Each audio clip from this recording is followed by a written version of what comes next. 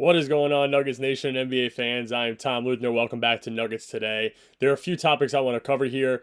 The first thing I want to cover is something that Paul Pierce came out and said, and that is that he would trade Michael Porter Jr. for Demar Derozan because Jokic would never have to worry about being the only star. Demar would be able to take over if Jokic wasn't doing well or needed somebody else to take over. So some things I want to cover about that. And I know that people are going to disagree with me because I think that DeMar's a great player. I'm not saying he's not. The first thing I want to say to that point, at least that I disagree with, is that DeMar's 35, MPJ is 26. So almost a 10-year age gap. Disregard the number of points, rebounds, assists for right now. We'll get back into that. But let's talk about shooting percentages. Demar Derozan shot 32% from the three-point line, which isn't terrible, and 48% from the field, which is good. That's good. You know, obviously Jokic would be able to use somebody like that. But Michael Porter Jr. shot 39% from the three-point line, which is higher than Demar Derozan, and he shot 50% from the field, which is higher than Demar Derozan. Sure, he took less shots, and talking about less shots, let's hop into the stats now. Demar Derozan put up 22 points, 4 rebounds, 4 assists. Not bad. Do I think that's superstar level? No, I don't. Michael Porter Jr. put up 18 points, 7 rebounds, and 2 assists. So, sure, you get a few more points. Sure, you get 2 less assists. But at the same time, now who's rebounding with Jokic? The lack of a backup big is already one of the biggest questions for Denver. Sure, Aaron Gordon gets his rebounds here and there. You know, we don't know if Russell Westbrook is on the team yet, and that's something I'm going to cover after this. But would you take the 7 rebounds on a team that lacks backup bigs and the bench depth for a big man? Or would you take the 4 rebounds? Would you take the better shooting splits and 5 to 7 less points? Or would you take worse shooting splits and 5 to 7 less points? I don't think that DeMar makes sense with Jamal Murray. I think that DeMar doesn't make sense with Jokic either because MPJ plays his role, that's standing in the corner, taking the hard shots that they need him to take. If DeMar Derozan becomes a Denver Nugget, which obviously is not going to happen probably, but if he becomes a Nugget now, he's playing with the ball in his hand, which takes away from Jamal and Jokic. He's going to take a mid-range shot rather than pull up from three-point line. He's going to, again, take mid-range shots instead of standing in the corner waiting for Jokic to play. He needs to be a star of a team, and he would not be that on Denver with Murray and Jokic there. I think that was a terrible take. I think, again, people may disagree with me, but at the same time, I don't think that it's smart for Denver to do something like that when they don't need to. I've been covering trading MPJ, and I know everybody gets frustrated with me, but this is not my mock trade or a potential trade I think they should make. This is shutting down something that was stupidly said by somebody who knows the game of basketball. Talking about the Russell Westbrook update, at the time of this video, Russell Westbrook is now having surgery on his hand for I think it was a few torn ligaments in his hand, which proves a lot about Russ, obviously. You can now look back at the series and the lack of judgment when it came to making passes, not being able to make the entry passes he's usually able to make, the awful shooting splits later on in the series. Not to say Russ has always been a great shooter, but when Denver needed him to hit any shot, he was going 1 for or 0 for or 3 for. So that sort of makes sense now. Obviously, it's terrible to hear. And now you could look back and as I covered an episode or 2 ago, you look back and you realize Denver could have really gotten it done if everybody was healthy. And I know that it's so tough to say because Denver's had these issues with people being healthy and not being able to maintain a healthy roster. But it's tough to see. And obviously you feel bad for Russ. And I think that it's a terrible thing to happen. It's a massive update for Denver. But now what I'm looking at is what does it mean for Denver that Russ is getting this surgery? What I think it means is that he is probably less likely now to opt out of his player option, strictly because it's taking the amount of money that Denver's giving him or opting out and most likely taking a vet minimum somewhere else. It's not the biggest deal in the world because he's not on a massive contract.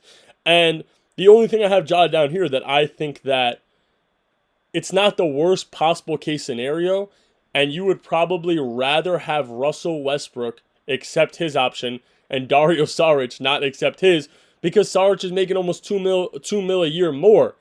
So, and Dario doesn't even play. At least Russ gets those rotational minutes. So I would not be surprised if now we see Russell Westbrook opt back into that player option, comes back to Denver. Like I said, not the worst case scenario.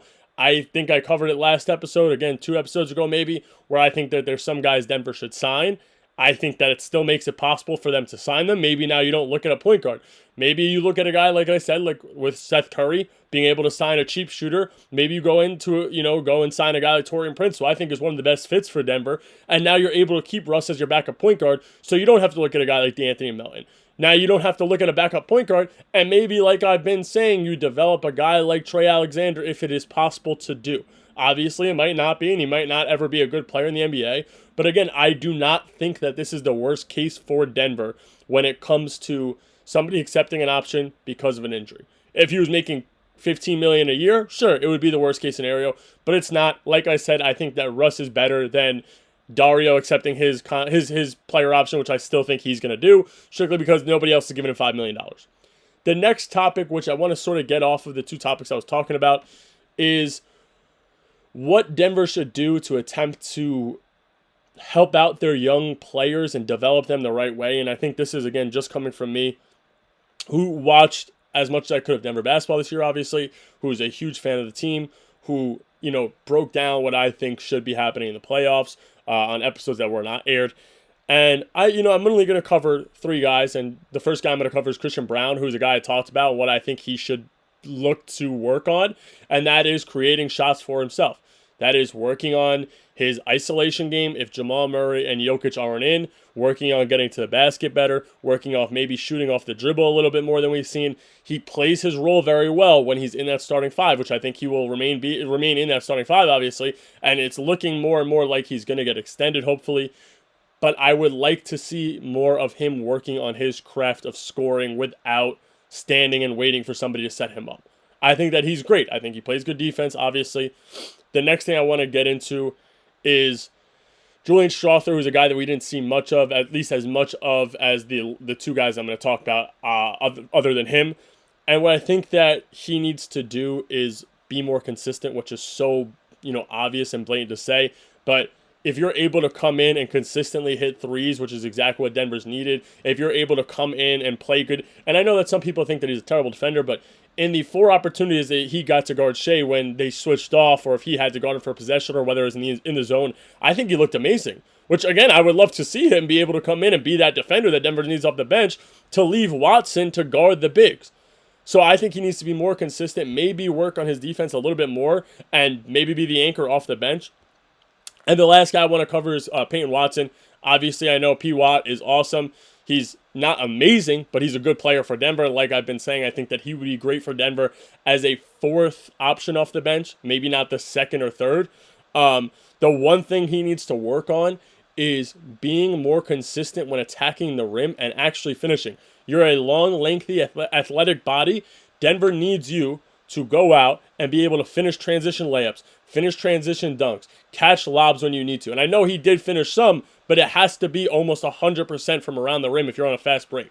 You cannot afford to miss any layups. You can't afford to miss any dunks. You have to be able at that size to finish around the rim.